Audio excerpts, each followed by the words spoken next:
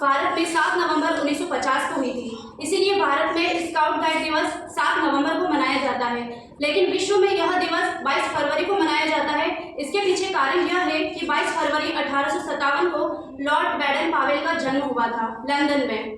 Lord Baden Pavel का पूरा नाम रॉबर्ट स्टीफेन स्मिथ है।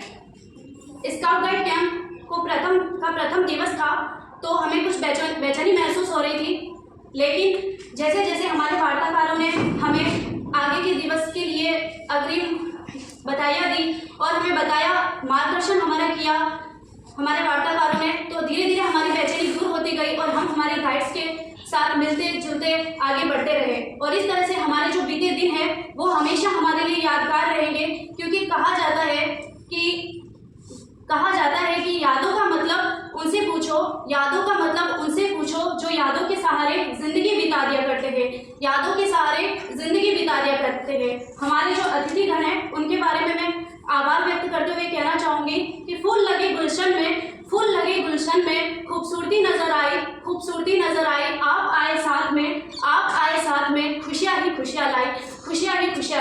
मैं आपको बताना चाहूँगी कि हमारा जो दैनिक कार्यक्रम होता है वो सवेरे 5 बजे से शाम को 10 बजे तक शयन अवस्था से पहले तक हो जाता है। और हमारी जो यहाँ की व्यवस्था है, हमारे गाइड्स का जो हमारे प्रति व्यवहार है और हमारे वार्ताकारों का जो हमारे प्रति नेचर है, ये मुझे बहुत ही अच्छा लगा, सराहनीय लगा।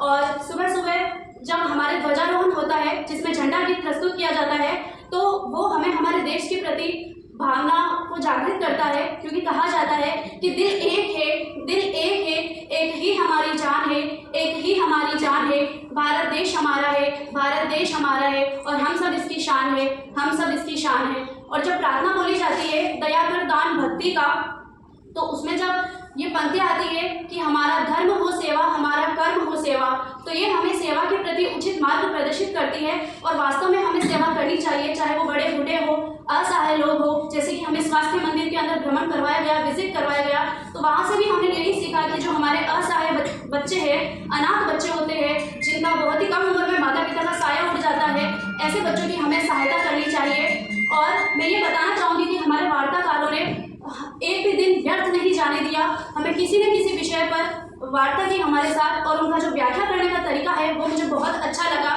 न केवल हमें बल्कि आप सबको अच्छा लगा होगा, जिस तरीके से अनेक अलग अलग विषयों पर इन्होंने वार्ता की, प्राथमिक चिकित्सा, स्वास्थ्य, खेल, व्यायाम, BP6 व्यायाम, इस तरह से बहुत अच्छा लगा। खोज के चिन्ह, वो हमें कभी भी हम गलत मार्ग पर चले जाते हैं तो हमारा प्रदर्शन करने में हमारे लिए सहायक उपलब्ध होंगे।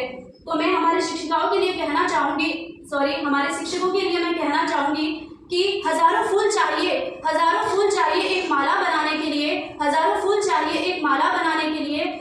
रंग चाहिए एक होली बनाने